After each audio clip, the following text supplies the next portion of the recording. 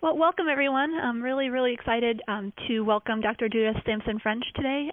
She is joining us from Canada, and the format today is that she's going to present her work first and the exciting projects that she's been doing, and then following that I'll do just kind of a brief literature review about where we're at with GnRH contraceptives, and then we'll have some time for questions at the end. So to start us off then, Dr. Judith Samson-French owns and operates Banded Peak Veterinary Hospital in the heart of the Rocky Mountain foothills. She's a graduate of McGill University, Ontario Veterinary College, and the University of Alberta. She's worked at both the Calgary Zoo and the Honolulu Zoo, and she's invested several years of her career in pursuing medicine and surgery for the ratites in North America and Europe, and she has experience as an emergency veterinarian. In addition, she pursued her education in aquatic veterinary medicine and studied at Woods Hole Oceanic Institute and Banfield Marine Station in Western Canada.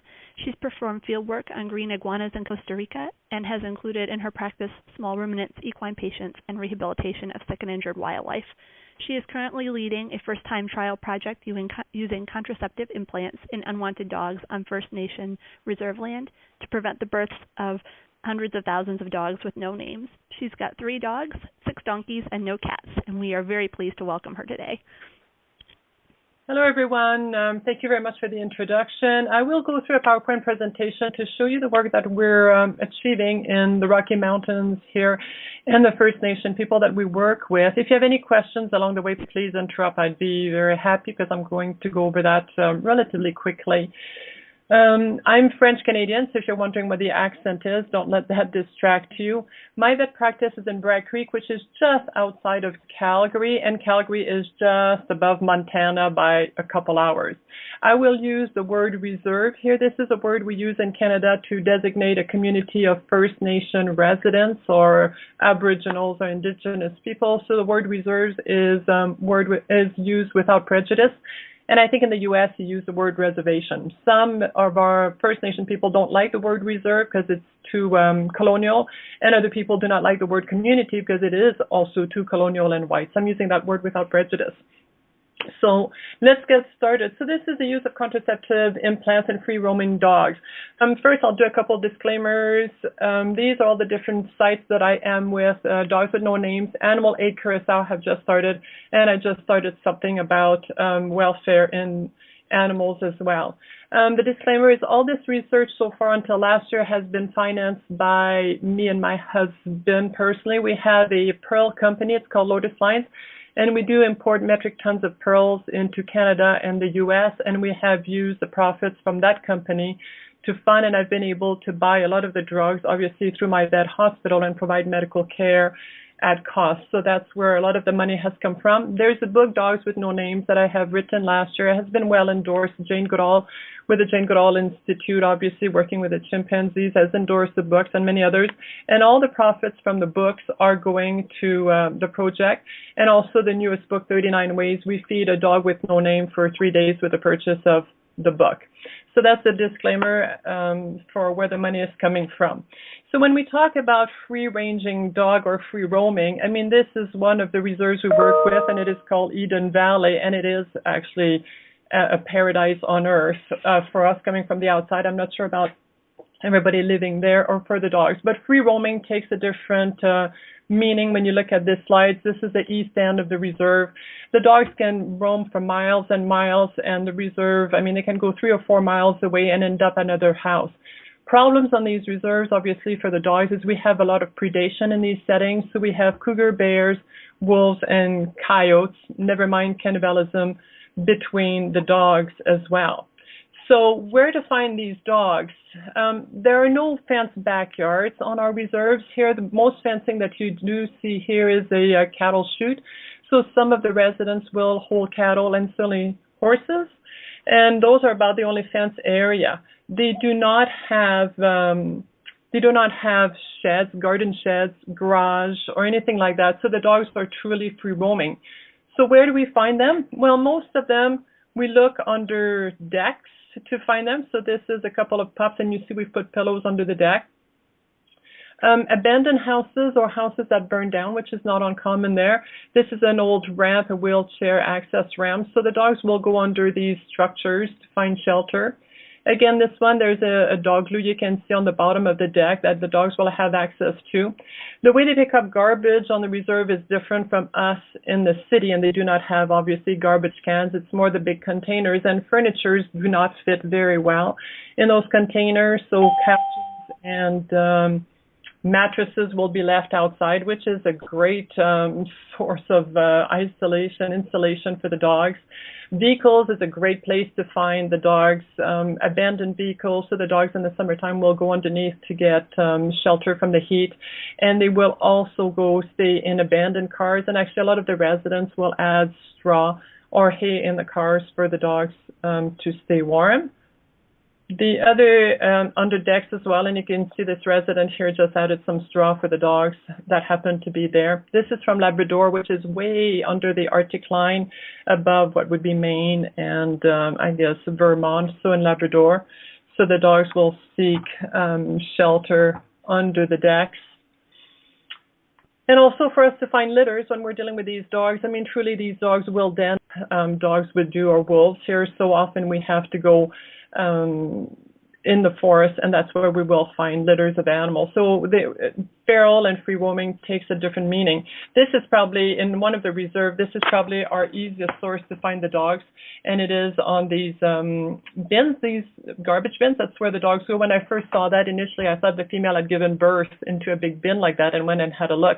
And of course, it didn't make sense how the puppies would ever get out of the bin. And it's so cold here in the wintertime. It's minus 25 today, centigrade.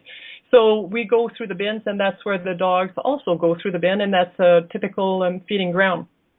So it is obvious from this, for example, on this reserve, the dogs need to have long hair coat to survive, and the dogs have to be medium size. If they're small size, they can't hop in the bins, and dogs the size of a Great Dane would never be able to find enough food foraging around. So this takes us a little bit. Dog houses, by the way, also a lot of the residents will put dog houses there, but often they're not big enough because a female will have a litter and she can have up to 8 pups, and all 8 pups and the mom can't fit in the dog house. So there's always 1 or 2 pups that ends up staying out, and sadly will end up freezing. So working with these dogs, it's actually to me very interesting because it takes us back probably to the domestication of dogs, where they live at the periphery of human habitation. They need us to survive. They're not able to organize a hunt and take a deer down. They will eat a deer that's been hit by a car, but they're not organized to do good hunting. They're not able to take rabbits down. They're often debilitated. Their body condition scores are usually not that bad, 2 out of 5, but they are riddled with parasites. So they need to stay close to humans to get access to food and shelter if they don't end up underground. So the project Dogs with No Name started at my vet hospital because for years, because I'm right across from the Tsuut'ina Nation, and for years people would pick up, Good Samaritan would pick up dogs that would migrate from the reserve onto our land and would have broken legs, would have been shot, full of porcupine quills, and I had to fix them every time. And every time I asked, whose dog is this one, it was always the same answer: this is another dog with no name. So the Dogs with No Name project started this way, and we decided that we needed to do something. I decided not to go in the reserve initially because I was just afraid of what I would find in there. But in the end, it's much easier to go there and address a problem. So which dogs are we trying to work with? So we have started to use the Deslorelin implant, or Serpilorelin that it's called. And the reason for that is Lori from Calgary Zoo mentioned that at the Calgary Zoo they implant just about every female, and actually even as a human, she said, you got to keep moving, otherwise we're going to get implanted as well. So we decided to give it a try, even though Deslorelin was approved initially to be in male dogs. Because it was used in female wolves in the zoo, we decided to go ahead and try it on the reserve. We have disclaimer to work with the First Nation residents. We never handle dogs unless we have their permission to handle the dogs. It's just always to ascertain whose dog is this one, because they're so free roaming. Now, there's a flare-up effect, and I think Amie will talk a little bit more in details about the Deslorelin implant. It's a GnRH agonist, so it's a peptide hormone that will suppress the pituitary gland and then therefore suppress the sex hormones. But the flare-up effect, if we give the Deslorelin implant toward the end of the anestrus, there's a possibility that we will throw that dog into heat within 1 or 2 weeks, and that's a problem.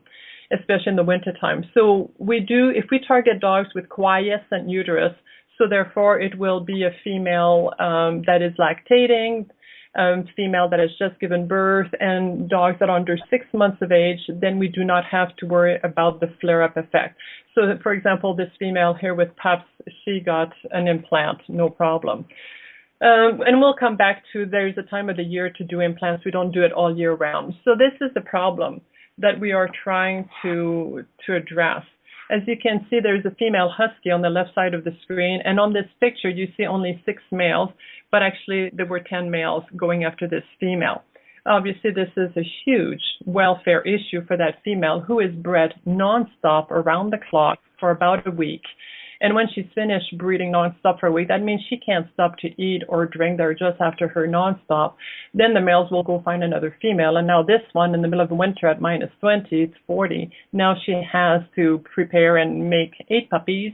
And then 2 months later, she has to lactate for those 8 puppies after she spent a week of marathoning around. So that's a huge welfare issue for the bitch. But it's also a community health and safety aspect for the residents, because imagine if you're a child walking up those steps going to your house and you've got 10 males just growling and running around. So there is a concern of dog bites and packing. And this slide is from Labrador, and of course there's a big rabies issue. So every time there's a dog bite, we do have to worry about rabies.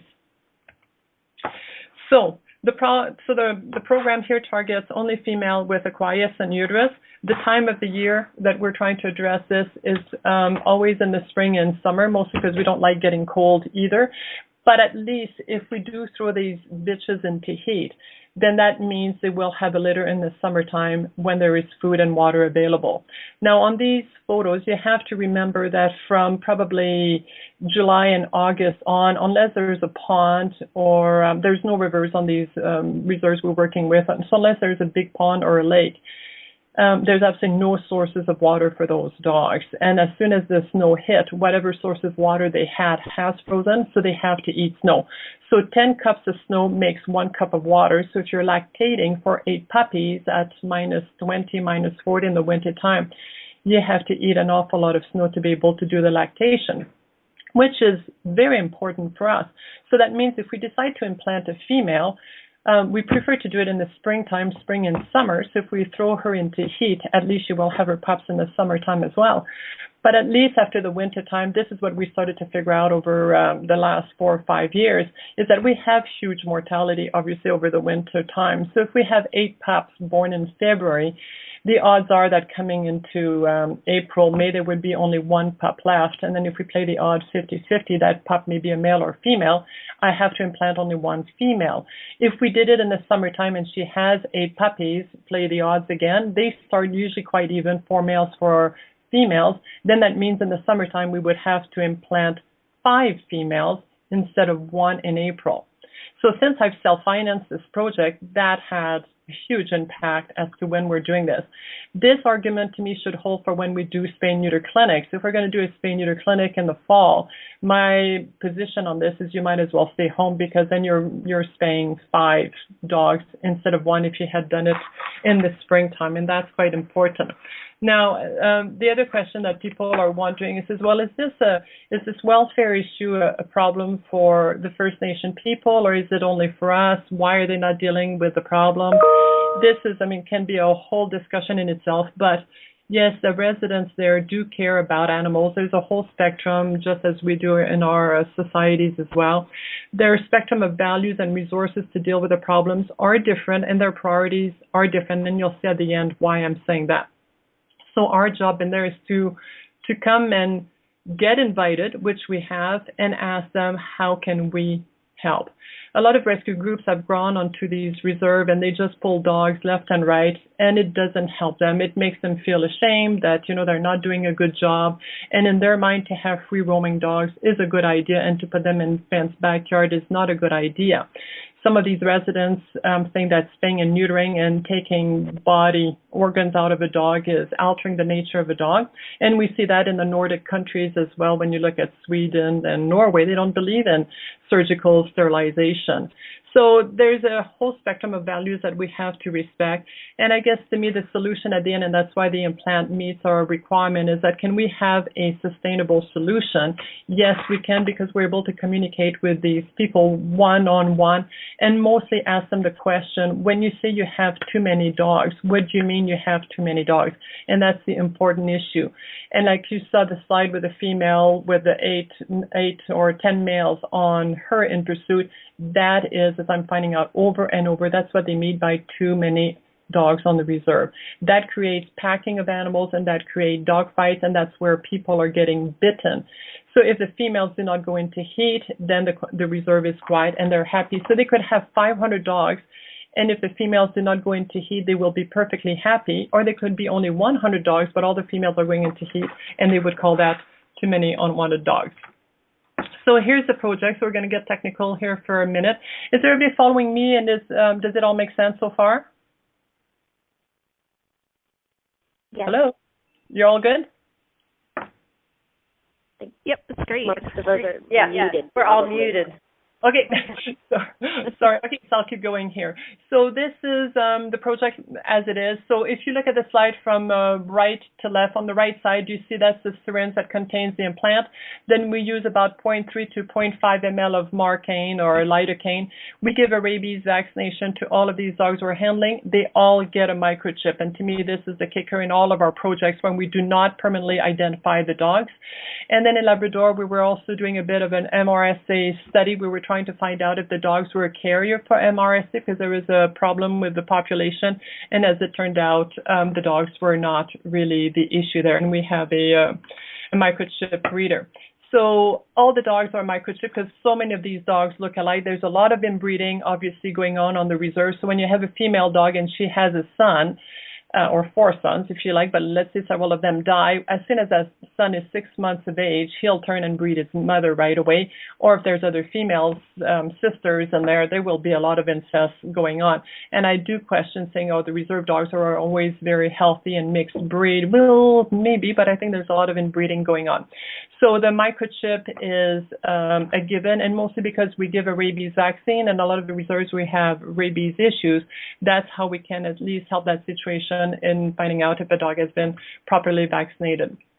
And behind, you can see the form that we have to fill in for every dog that we are handling.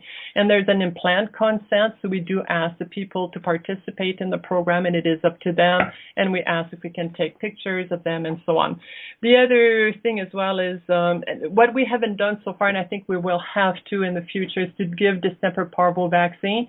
Our problem is how to do it 3 weeks later because these dogs are moving so much that when you drive to the same areas, the dogs can be miles away from that area that day.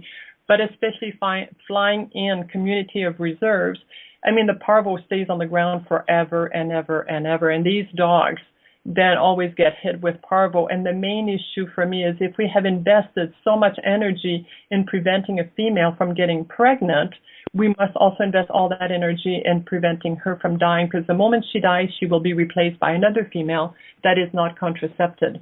We use a lot of dog food, and actually we have brought over 50,000 pounds of dog food, so everybody on our project are quite slim, as you can imagine. And the dog food is used in many aspects. That's one way of how we can catch the dog. And then when we go do our rounds after every month or so, we want to go read the microchip of these dogs. They get to know us, and actually they'll start running after the vehicle. So the food is our way to connect with the dog. Also, what I didn't show on the slide is all the dogs are getting dewormers. I mean, some of the dogs, I hold them and you will see the worms coming out. So at that point, it's a waste of time to be giving food to the worms. We're feeding their community of worms instead of the dogs. So they're all getting dewormed at that point, males and females. So some of the dogs are not easy to catch, and they're the bigger problem dogs. The dogs that are inside, that live in their house, that have a name, we do not touch those dogs at all. That is their responsibility to look after. So a lot of the dogs, we have stopped using crates, cages, maybe if you get them in the cage, but after that, it's really hard to put your hands in. It's like trying to catch a wolf into a cage, so we're not using that. A leash, we have to be very careful because they've never had a leash around their neck, and they'll do the alligator roll and start screaming. And that means all the other dogs that are around will come and try to kill that dog, so you have to have a lot of feet ready to kick away some dogs. This dog, for example, you see in 2 slide, we're really trying to catch her. She's very interested in the food. As soon as we start putting our hands on her, you can see the fearful position. That's it. If you tighten up a little bit the grip, then she will try to bite. So that means these dogs will just come 2 or 3 times and we keep giving food, and then we'll be able to catch them. The same idea, you can see the dog on the right. I mean, a body condition of about 2 out of 5, and you can see the tail tucked totally under. These dogs, in all the years we've been them, have never tried to bite us. The only thing is to become fearful as we handle them, but otherwise they are not aggressive. So this is, there's a time here that we can handle the dogs in order to give implants, and this is the summertime. And really, if the dogs have food, water, and shelter, this is absolutely fantastic to be free roaming like this. Now this one here, we're just going into details on how we're doing the implants. So you can see we just give a small injection, and it's a 27 gauge needle. So in most of the dogs, we try to lift them off the ground because often we use the food to attract them, and it attracts sometimes 6, 8, 10 dogs, and we'll have fights starting on the ground. So the dogs that we're trying to handle, we try to elevate them and put them in our vehicle. That would be one way. If they become a little bit too antsy with restraint, that's where we put a muzzle on. But overall, we probably muzzle less than 10% of the dogs that we are handling. So that's the implant going in. And then here we had an old couch.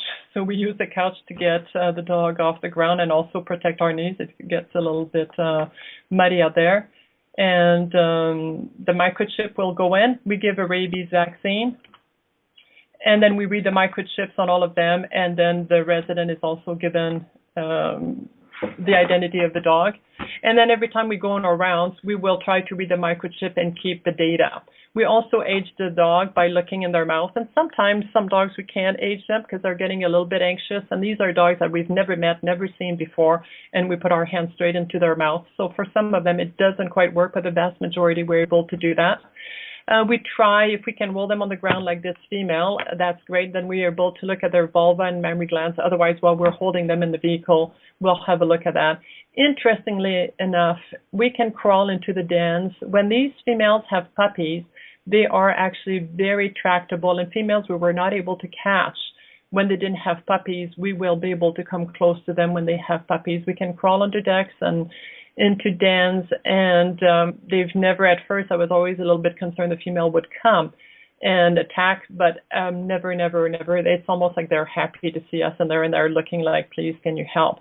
Now, and when we feed dogs on the reserve, I mean, that can be a bit of a contact sport. You have to spread out the food a lot because you will see all the play of dominance between the dogs, and the dogs are, especially the non-dominant dogs, always eat with their eyes looking forward and ready to bolt if a dominant dog will come over. Also, their coats, this is something that flabbergasts me. All their coats are looking very good. The reserves we're working with, we do not have a mange problem, and we do not see poor hair coat like I would see in practice. So it makes me wonder that we sell bags of food at $80 a bag, and we have all these issues with retrievers, and yet we deal with these dogs. Their body condition of 2 out of 5, lots of parasites, but always really good coat, as you'll see through this slide. And then you can see why the dogs have to be microchipped. I mean, they'll all end up looking the same. You can look by position of tails here, the dominance play going on between the dogs.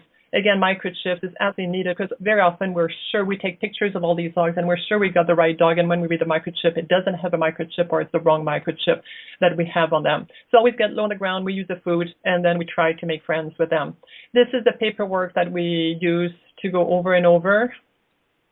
And a picture on the right-hand side, this is one of the reserve we work with, and this is a map of the reserve. And it's not as simple as it looks because our reserves are not part of our federal system. They're actually a national identity on their own. There's been no surveying done on the reserve, so the census for the houses, for the population, is done by the residents, and that's done sporadically.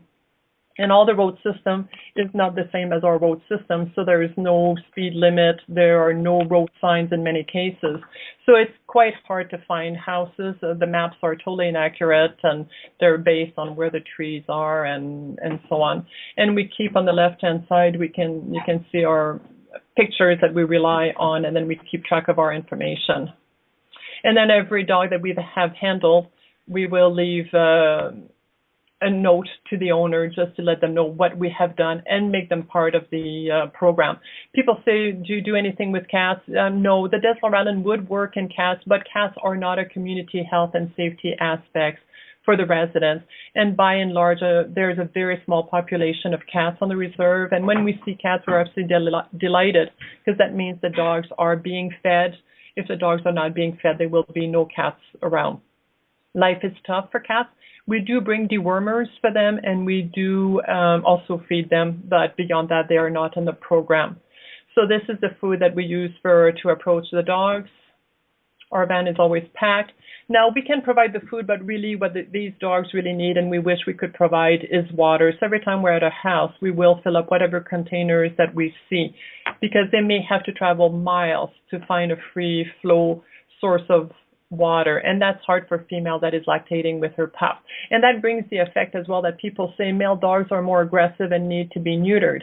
I would a little bit contest that argument, because the male dogs are more free, are freer to roam on the reserve and go to water source, and the females have to stay much closer to their puppies and are not able to roam as much. The other thing that we've done by looking at the microchips and population numbers, and we're still looking, is obviously life is a lot rougher for a female if she gives birth in the wintertime at -20 in a snowbank. The following heat she has to do that, which will take her the following winter. She's not likely to make it. So the average lifespan then would be about 3 years of age, and that's why the implant program can work well. But that means in Labrador, when we were looking at a smaller population of about 300 dogs, there were more males than females. So every time there is a dog bite, well, if we play the odds, it's more likely to be a male. So for their survival rate, it's a lot tougher for the female, the one in the front lactating. And everywhere we go, we participate and bring water bowls and have the residents help us and provide water in the summertime. And they will come to the water, obviously, before they come to the food. Now, the other big welfare aspect that we have with these dogs here, and I wish we could help that part, as you can see, there's a male and a female, and her litter is in the front, and there's a small dog house, which cannot fit everybody, so someone will have to freeze on the ground. But the main welfare concern here is you have 8 pups to start with. Because they do not have access to water, they're going to keep drinking from mom. And mom at this point is still living outside in the wintertime, up to -20. Her mammary glands, they just deprive her of all hydration. And then her mammary glands really get damaged to the point that she will individually segregate herself. She will migrate into the woods where the puppies can't find her, because it's so difficult for her and painful to have all these puppies.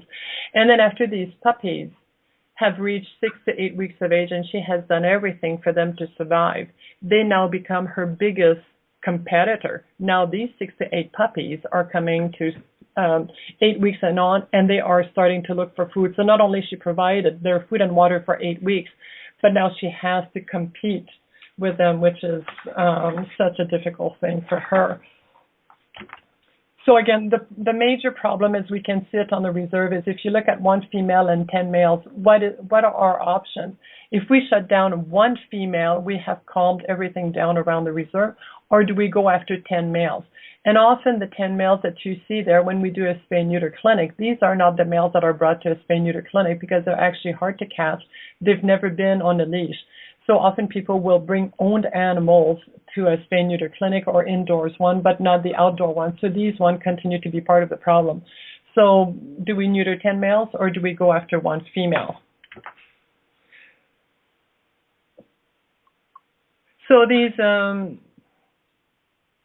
hay bale dogs in the wintertime, we just look everywhere for the dogs at that point, and this is where we find them. This has been our shortcomings, I think, with the spay and neuter clinics when we go there. I think it has been very helpful, but at the same time, there has been no follow-up to find out how long do these dogs survive. If we're putting so much energy, and it's not bad when we do it around Calgary because it's drivable, but when we do this to fly-in communities, 3 to 5 years later, we need to find out how many of the dogs that have been spayed and neutered are still around, and we need to invest more into their survival. So some of these residents that we're trying to connect with, it's kind of nice when we do the implant because we go actually door to door. We have to connect to them that way, and they express to us their concern. Dogs are usually not part of their lives indoors. They're outdoors all the time. We involve the kids a lot, and they have to go get water bowls for the dogs. They have to grab the dogs. Often the dogs will be held and handled by the kids but are fearful from us. So obviously there's been a relationship, and we always have prizes for them. So at this point here in Alberta, because we're a big oil province, we talk about building a social license, which means we need to have credibility and build trust to try to connect with these people from an acceptance level to an approval level that they're actually happy to deal with us. Now, the problem with the program here, and we just found out by doing the implants, is that these dogs are not living very long, and they are actually very hard to find. Again, the roads on the reserve, they don't have road signs or anything, speed limit. So the causes of mortality for dogs on the reserve will be hit by car a lot. Starvation and dehydration, contagious diseases like parvovirus and distemper, especially in the springtime.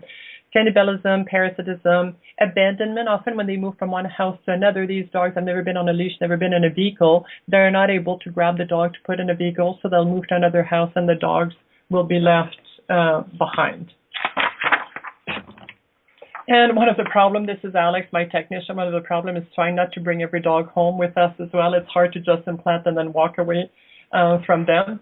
Do we have Pitbull issues? It seems everybody in North America has Pitbull issues. This is in Labrador.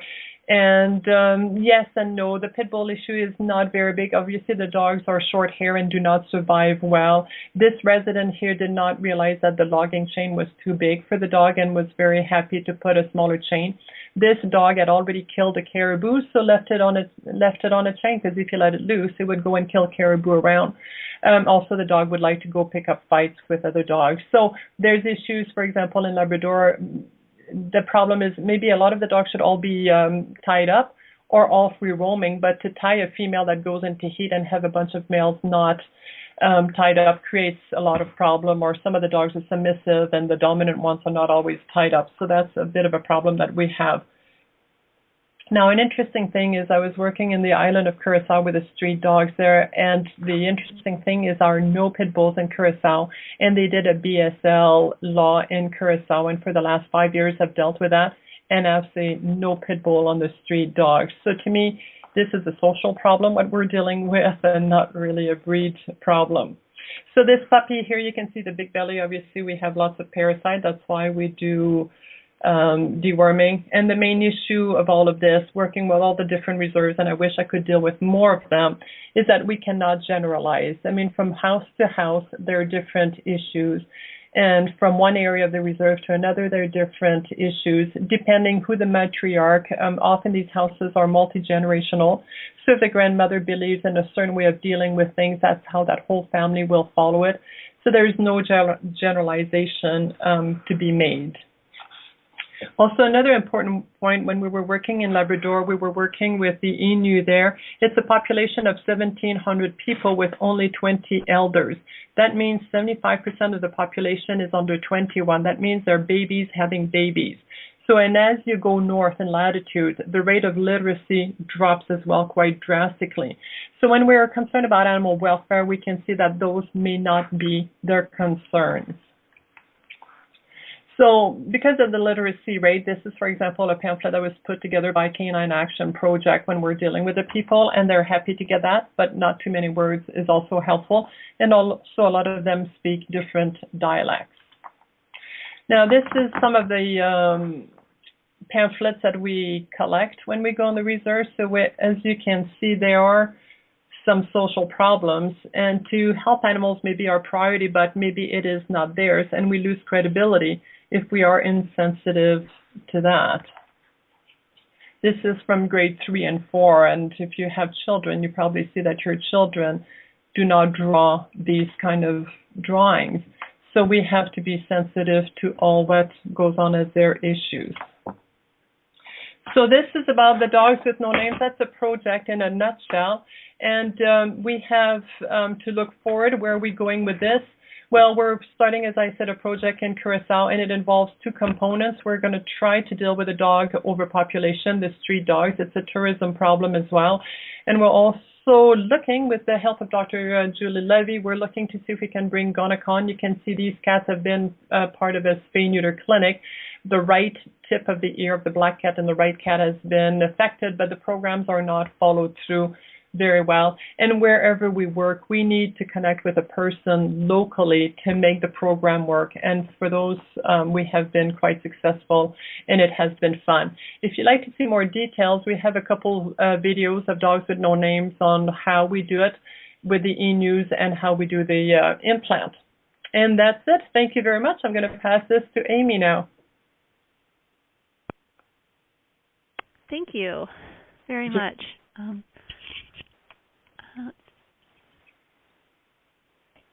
see, what do I...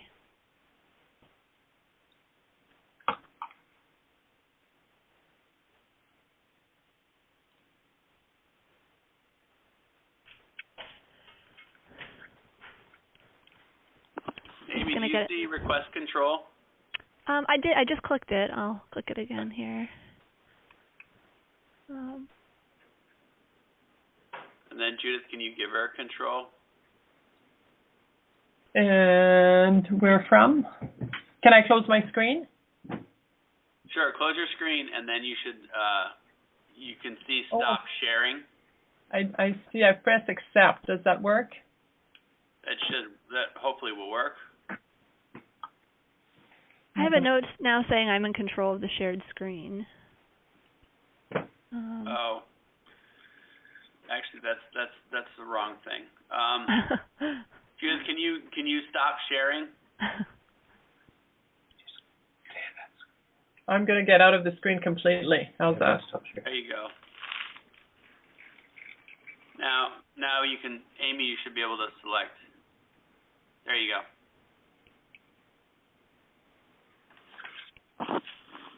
Excellent. How's that looking? Good. Looks good. All right. Let's see. Trying to put it into slideshow here. It's thinking.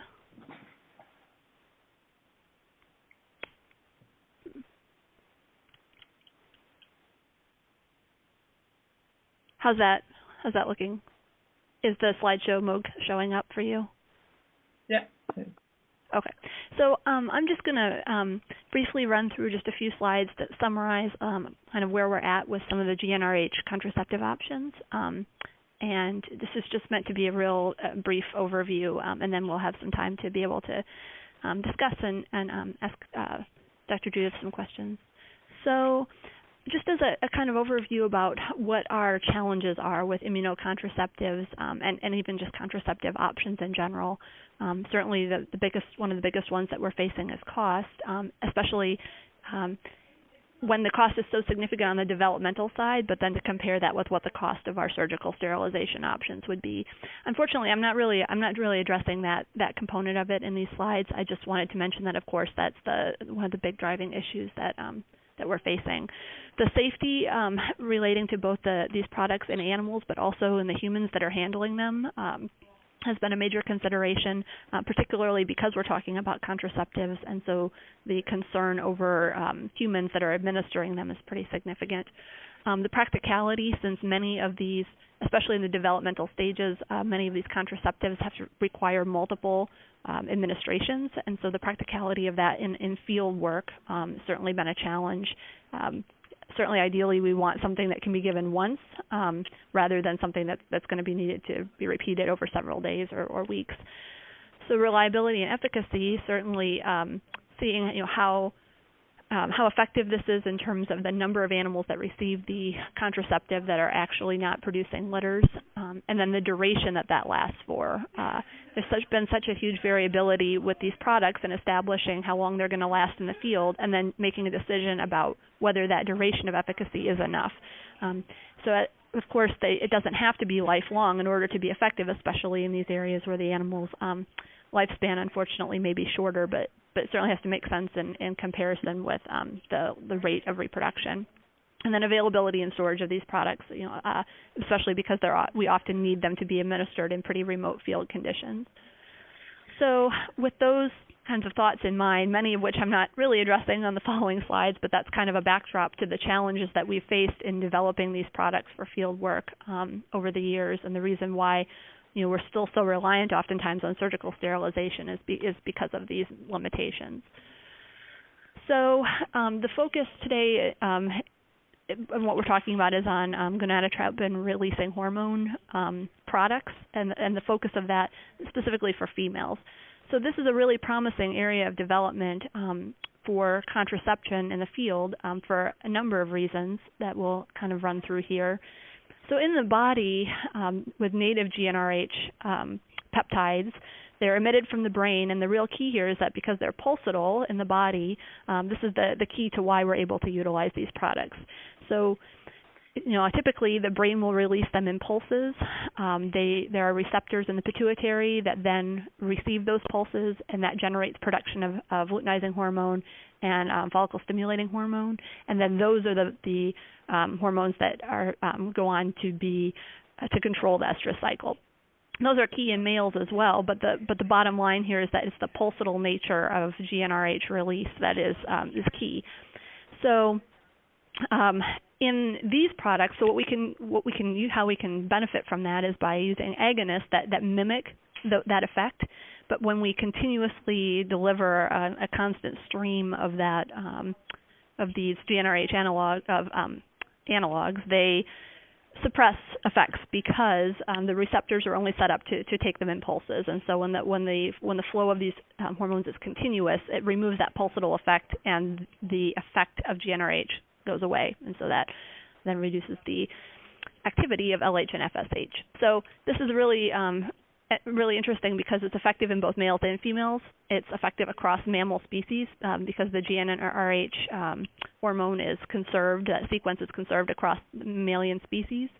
And suppression of that one GnRH activity also then has such a profound impact on FSH and LH, and then the whole reproductive cycle in males and females. And it's also nice, there actually are GnRH receptors in many other tissues, but there don't seem to be effects that we've been able to document so far in blocking GnRH in those non-target tissues. So those are some really key benefits to being able to use this. So so far in terms of commercial availability, we have the Cyprian implants, and those have so far been approved only for male dogs. And this is just kind of a screenshot, of course, from their website showing that the deslorelin, which is that GnRH analog agonist, is they're kind of showing the cycle here for how it's working in male dogs. But it is an implant that Virbac and Peptec have commercially available, and that's being advertised and promoted for use in males. On their website, they do, of course, emphasize the benefits to males, but they do mention, of course, that they're looking into the use of these products in females for estrus control and potentially for urinary incontinence in spayed females. There's some work being done on that as well. But the emphasis so far has been on in males, especially in pet dogs, and this is especially important in Europe, where surgical sterilization is less popular and there's a wider market for alternatives to surgical sterilization in pets. So, of course, part of the challenge of all of this has been that our market oftentimes is in field conditions where there's less, potentially less profit available. But their emphasis so far here has been trying to take advantage of a pet target market that would be willing to potentially pay for this product. So no approval yet in females, but certainly there's work being done, and much of it is unpublished. But what we have here is a study that was showing that in female dogs that these implants, the deslorelin implants, prolonged the inter-estrus intervals for up to 27 months, and that was regardless of what stage in the cycle they were implanted at. And in female cats, they're also effective, but studies so far have shown more variability in how long those implants are lasting, anywhere from 6 or 7 months up to close to 2 years. As Judith mentioned, one of the big challenges in dealing with deslorelin and GnRH in general is this estrus flare-up, and that makes sense because, of course, when you initially give it, you're mimicking that initial pulse that the body would be receiving from the brain, and that would trigger release of hormones, and that'll start and throw the animal into active estrus cycling. So it totally makes sense physiologically why that would be the case initially, that there would be a flare-up. After that initial flare-up, then since the GnRH is continuing to stimulate those receptors, then you don't see further cycling. But that first one is very difficult to avoid. So the thought is generally when they're in anestrus, that's when most of them are going to enter that estrus cycle. But in the reading and in the research that's done, there are some dogs in diestrus, still when they're coming out of that estrus cycle, but still have some active hormonal cycling going on. Some of those dogs, too, can even go back into estrus as well. And that usually happens, you start seeing the behavior about 6 days after that's administered, but it's about 12 days later that you see ovulation. So there's lots of work that's been done to try to suppress this effect. And MGA, the magesteryl acetate, is probably been the most effective one. That's a progestin, and it can be, effective depending on how long it's given before and after. But if it's not given for the full duration before and after implant is placed, then you just see a time shift. So the estrus comes a little later, but you don't avoid it. There's been some work done with acyclin, which is another antagonist that it reduces visible estrus and ovulation by about 50%, and then the osterone acetate can reduce it by about 70%. But those products all require multiple days of treatment before and after, so that's pretty difficult in field conditions as well. Again, even if you don't see visible estrus as well, you can still see ovulation or both. So this was just another deslorelin study with a pretty small group of dogs. But this was demonstrating that when they placed the implants in dogs at 4 months of age, none of those dogs showed any estrus, within that first month after the experiment started. So down at the bottom where you'll see the 3. So the control group got an implant, a placebo implant. That was placed at 4 months of age in those dogs. Of course, they didn't show estrus right away, but they mostly did by the time they were older. The dogs that received the implant at 4 months of age never went through an estrus cycle. The ones that received the implant at 7 months of age all immediately cycled, but then didn't thereafter. So this is demonstrating the potential for trying to place these implants younger in dogs before they are sexually mature. So this is just to summarize then, before 6 months of age. So that the thinking is if you can place the implants within 60 days following estrus, that's when they would be more within that diestrus period. Fewer of them will cycle anyway. Or if you can do it right after giving birth, and then, accompanying it with the progesterone treatment. But ideally, that 7 days before and after is what they recommend on the wildlife side. So this is just to make you all familiar that ACC&D has an excellent summary document that really pulls together the most current research for different methods of non-surgical contraception that are available. And this document is available on their website for download. This is we don't need to read through all that, but it is kind of a summary from their document about where we're at with deslorelin for cats and dogs. That it is effective in both males and females and both cats and dogs. Definitely decreases fertility in males and especially helps in females when it's given before puberty. And just going to kind of move on to this one. And then I just kind of wanted you to see that they have the summary there, of the different implications. But the basic bottom line is, yes, it works in both of those. But the nuances of it are especially difficult with the significance of age of implantation in females to avoid that flare-up effect.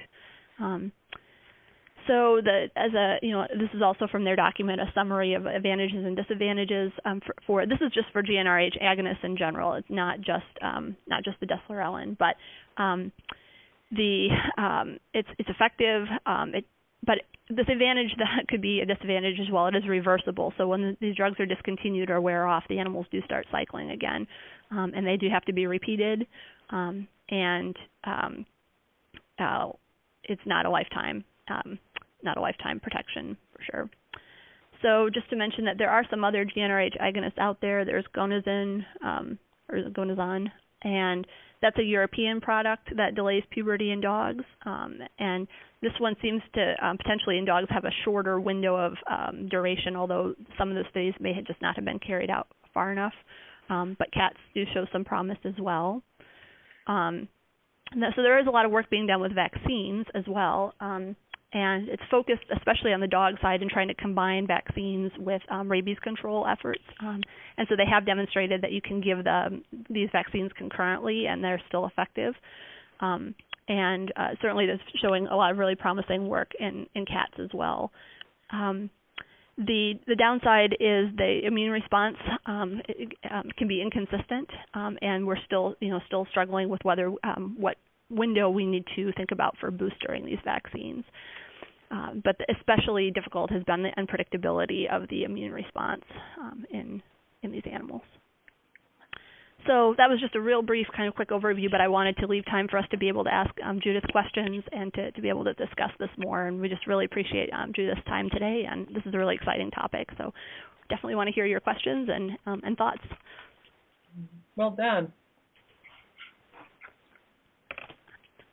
And I'm kind of curious, Judith, to start off then, what your experience has been. Are you at a point where you're needing to go back and repeat these implants in these dogs, or? Oh, absolutely. Actually, we've got one female who's on her 4th implant. Mm-hmm. And actually, to backtrack a little bit, in Canada we can use the deslorelin under an EDR, an emergency drug release, so it's regulated through the federal government. It's not a commercial product, but as an EDR permit. So I am followed by the federal government as to where every implant is doing, and I have to supply all the data before another supply of implants will come in. The other point that you touched on as well is that the flare-up effect could be, and for example, at the Calgary Zoo, they will use progestin to prevent the flare-up effect, and we did look into this, and because we're working with free-roaming dogs, not knowing sometimes who the owner of the dog, we decided that we would not give any progestin because we would not be able to be reliable whether the dog got administered the progestin. And third point on this is initially we started to do progesterone levels in these dogs to find out where their progesterone levels were as we were giving an implant, or go find out what the levels were and then give the implant to find out which phase of their cycle, not knowing when we first started how difficult it was to connect with the dogs or the owners, so we gave that up completely. So the idea is we just go ahead and put an implant, we do our revisit. So the idea with the implants is we give, and we did not know that many of these dogs will live only 3 years, so therefore that makes sense as opposed to putting a dog through a spay, which can be done only in the summer months, because you can't shave a dog at -20 and put it back outside just in the snow again. So we cannot spay them unless we're doing it in the summer months, May, June, July, maybe August, and that's it. So we have gone ahead, and the protocol that we're trying to follow, you've gone over the target animals again. Those are target animals, but it's not always the case, and sometimes we will implant a female that we have no idea where she is in her estrous cycle. But if we know there's an owner that says, yeah, I'm going to keep an eye on her, or we have someone else on the reserve that keeps an eye on the dog, so if she has a litter, that can be looked after. So the females get an implant on year 1. The second year, we're going to go back, and anytime after between 12 months and 20 months from the first implant, we will try to reimplant her. And some on our visits, if we catch her right away at 12 months, we will put an implant, but we may go 3, 4, 5 times before we see that female again. Sometimes she will be declared dead by the resident, has gone missing, but then we find out she's 10 miles down to at another house, for example. So then the second year there's an implant going in, and then the third year we let them coast. Having said that, we've got a female, several of them on second implant, third implant. We've got one on 4 implants. Now that's a problem because the implant started initially to cost only $55, and now I guess the implants are costing us $93. So that's a huge cost that we have to account for.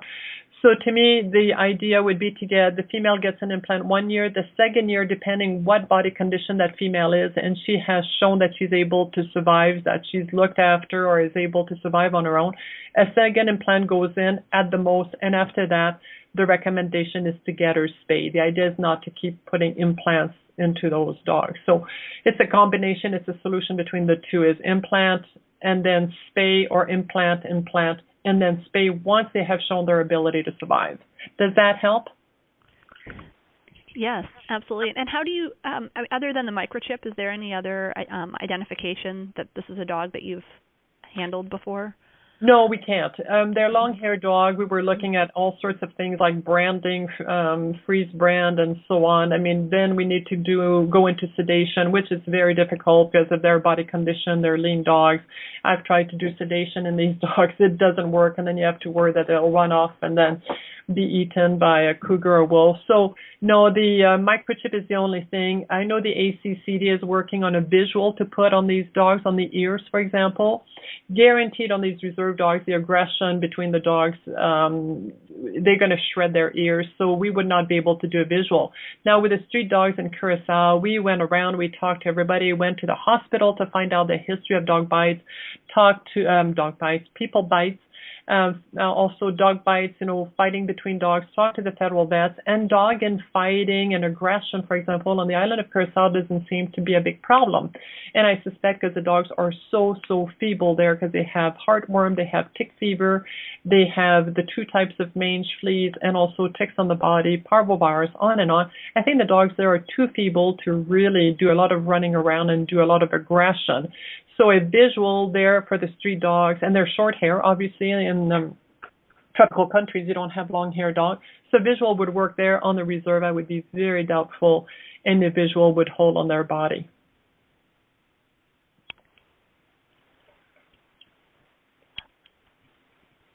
Well, thank you. Does anybody have any questions? I have one.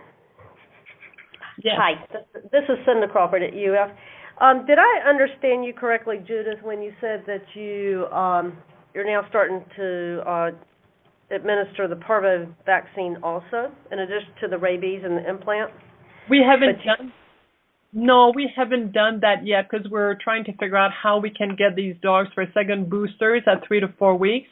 There's a new project that may go in Ontario, and we're looking into that, because when we went to Labrador, we did all of this, and probably 2 weeks after we went, a parvo wave hit in that area, and then we lost 10% of the dogs we'd already implanted. If we give other products, and we're even looking at cheaper dewormers such as moxidectin, which would have to be given by injection, those, in my mind, we would try them to be given at another time than the implant, just to make sure. Does that address your question? Is that where you're going? Well, I was trying to figure out the reasoning for separation of the injections by time. Like, what if you? Why can't you give parvo and rabies and the implant all at the same time, and not have to recapture the dogs? Yeah, and I just want to make sure there's no interference. Like, we know the vaccines, the rabies vaccine and the implant, we don't have any interference in there. I just want to make sure that we don't debilitate the dog or anything else that's happening if we add another vaccine in there, or if we use something like moxidectin. But our main concern why we haven't done that yet is most of these dogs, as we work in the field, we're not able to catch them exactly 3 to 4 weeks later. When we go back, the dogs are never at the same place. So it'd be like dealing with a coyote population. Whenever we go back, we don't find them at the same place unless it's a mom that's lactating. So we're trying to find out whether it's worthwhile just even to do one booster. What's your thought? I would just give them all at the same time as you're doing your implant. I don't know that there would be any evidence to strongly suggest there'd be interference.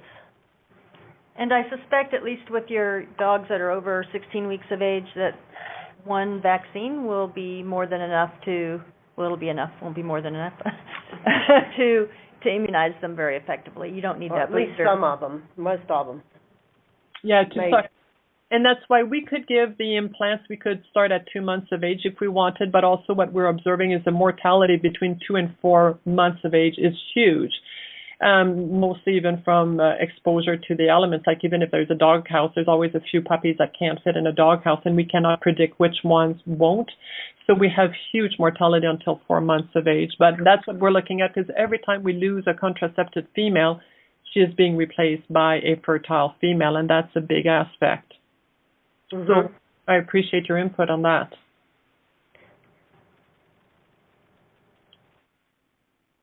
Would there be any advantage to then waiting till 5 months, let's say, rather than 4 months, since then you know that the vaccine would have a higher likelihood of just working that one time, so just doing everything at 5 months? Yes and no, because we work in different reserves, and we'd all do this on our private time, like this is on our weekends or whatever. So the idea is when we do a tour of the reserve, whatever is there, that's why we look at the teeth. Sterling puppies, it's easy, and at 5 months, then you start getting the permanent teeth in there. We could wait until 5 months, but again, we may not be on that reserve a month later, or those puppies may have been dispersed. The owner of the house where the puppies, because often the puppies will be denning or close to a house, then the owner may have disposed of the puppies, giving them away, so we may not get a chance to put our hands on. And then when we put an implant, then that data point is gone as well. So we really try to keep the data, but at the same time, every time we lose a dog, we've lost our data. So anytime between 4 and 6 months, and we just judge by the canines, that's where we look at because the size of the dogs is really difficult to estimate there. We don't know what the males are or the fathers are. So anytime between 4 and 6 months when we show up, then they get treated.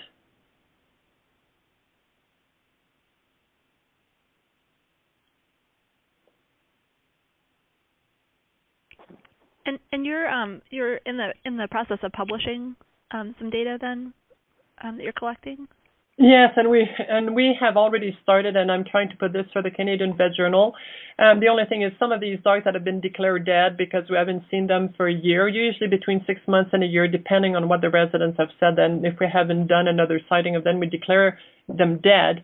But then we have found out actually several of these dogs are resurfacing on us because they have been dispersed and moved around. So we're just delaying that. And also Eden Valley, the first slide that you saw there, this is a very small reserve. There's only 160 homes. So we've got someone keeping an eye on the dogs. So this one will be more airtight in data because the resident there knows where all the dogs are going. So we're making it more airtight for the data so we don't lose so many dogs. But it will be published, yes.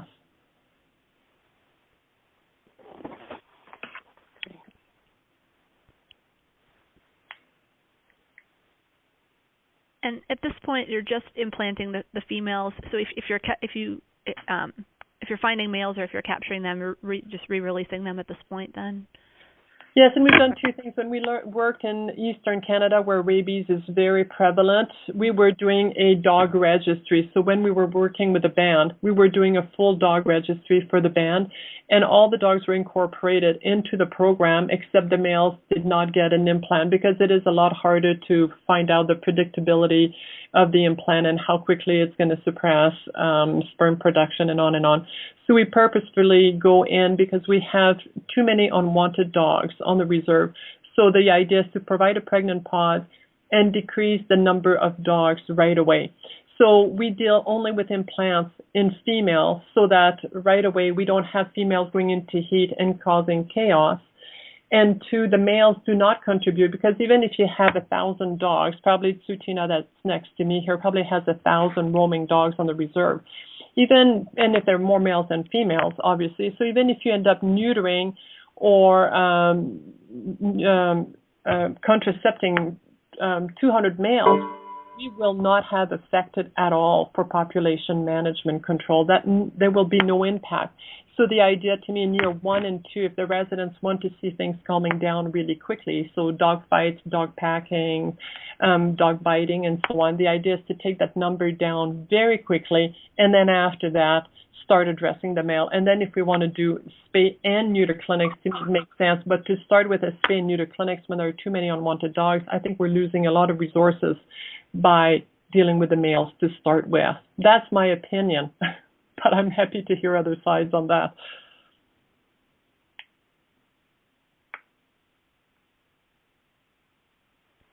Seems like, especially with the cost of the implant being a factor as well. So that, I mean, for every implant that you would be placing in a male, that would be, fewer resources that you would have to reach more females as well. Exactly. So for every female I've done, I know right away there are 8 pups that will not come into production within the next 6 to 8 months. But for every male you have sexually neutralized, we have nothing to vouch for that. So to me, that's why when we've put 100 implants, and when we look at about the production of 8 puppies, and I've got some females on the reserve that have up to 16 puppies, it is just so productive out there. But if we count on 8 puppies about every 10 months, over a 40-month period, that means 100 implants, compounding that those 8 puppies, 4 of those are females, that's 100,000 dogs not born. I mean, of course, there's huge mortality. I mean, you can, even at 50% mortality, even at 90% mortality, that's a huge number of dogs that don't end up at our rescue centers and don't end up at the SPCAs to be adopted because these dogs are mobile if we're not in an isolated community. The flare-up effect is a problem for us, but even if I don't implant that female, no matter what, she will give birth to 8 pups in 6 to 8 months. If I implant her at the wrong time, it just means that she will go into an estrus or ovulation in the next 7 to 14 days. And we just have to account for that if it's done in the wintertime and make sure that she has access to food and water because it's impossible for her. So I just don't want us to be responsible to throwing her into a heat at the wrong time of the year if she's not supported for it.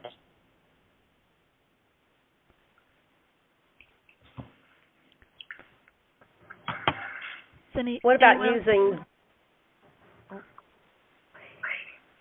Is Deuteron more expensive or less expensive than does the GnRH agonist? Which one? I'm sorry, I didn't hear the first word. Deuteron, the chemical.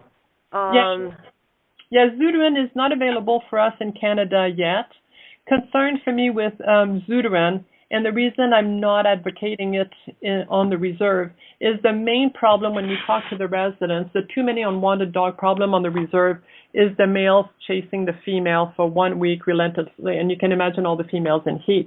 So if we go to vasectomies or using Deuteron leaves the testosterone behind and will allow for the manifestation of some male behaviors, whereas castration will take them completely away. So I feel that if we deal on the reserves, and I'm talking on the reserve context here, and that may be different when we're dealing with Caribbean or tropical countries, the idea is we need to stop these males from running around and chasing females all over. And with Deuteron or doing a vasectomies, the male behaviors will still be prevalent.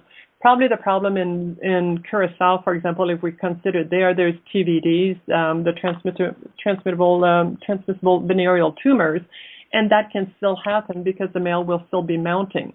The other concern I would have for Deuteron on the reserve is that it would be nice to confine these dogs after injection because the testicles can get a little bit swollen in there, and they're certainly running through the brush and through the dry grass and everything. So I would be concerned that they would get a necrotizing fasciitis or dermatitis happening really easily on those inflamed testicles.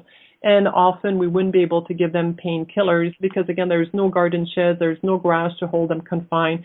They do not, for example, the reserves here, they do not tie their dogs at all. In Labrador, half of them did.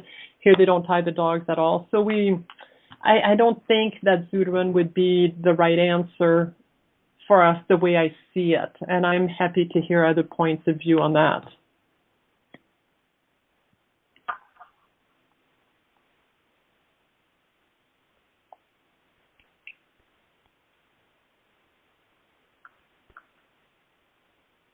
And then also with Deuteron, it would require more restraint, and it would certainly be a more involved procedure as well, rather than the injections that you're doing.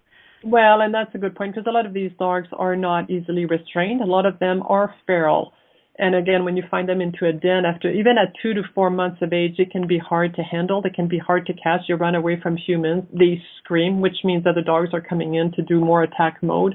So to flip these dogs on their back and inject their testicles, the handling would be a problem for a lot of them. And of course, if we need a sedation, that throws us out again for 8-10 months of the year because we can't leave them behind in the snow after they've been sedated. These are outdoor dogs. So, there's a difference. When we're dealing with dogs with a name and indoor dogs, that's a totally different discussion. I'm dealing with the outdoor dogs and the dogs that don't really have a name. But they come and crowd our shelters, unfortunately. And when I was talking to Animal Services here in Calgary, they said about half of the dogs coming to their Animal Services were rescues coming from the reserve, and they're dogs with a lot of behavioral issues. And often they've been rescued too young. So rescue groups would go out there and take them out at 2 or 4 weeks of age, because of course there'll be a huge mortality. But at that point, they're taken without their mother. They're taken just as a small litter, and there's no adult influence around them. And a lot of them over the years, it seems the puppies that came from female that were quite feral, it's almost like they're imprinted on fear right from the beginning. And a lot of these litters are a problem as opposed to females that were used to people contact.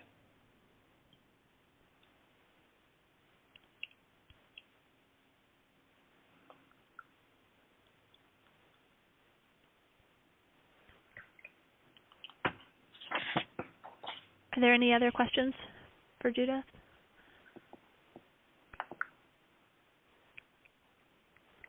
We really want to thank you so much for your time, Judith. We really appreciate it. This is and really, really interesting and helpful for us, and it was just so great of you to share with us. Really appreciate it. Well, thank you very much. I look forward to, if you have any more questions or insights that we can use on our project, I would be delighted to hear from any of you, of course. Thank you so much. Thank you. We'll post. Wonderful. Thank you, and I look forward to more inputs or insights on this. I look forward to see how we can resolve that problem once and for all. It's a tall order for all of us. It's so helpful to see how the applications compare in the different contexts where we're doing this, and it's just really nice to be able to share ideas like this. Love it. Yeah, and I think if we had an implant that lasted truly 3 years and was more affordable, even at $50, that was an easy one to swallow, because compared to the cost of flying in, spay, neuter, and organize these big programs, I think we would have that problem under control if we have a social license to deal with the people. So if we could get something that lasts 3 years that's a little bit more affordable, we're more than halfway there. Hopefully it's on the horizon, and we'll have it soon. Hopefully, absolutely.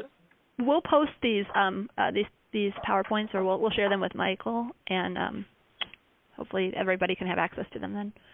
That's awesome, and I look forward to get the link from you when that happens, Amie. Yep, I will definitely. Well, thank you everyone so much, and have a great week. Thank you, and a happy New Year to everybody. Thank you. Bye. Bye. Thank you. Bye. Thanks, guys. Bye.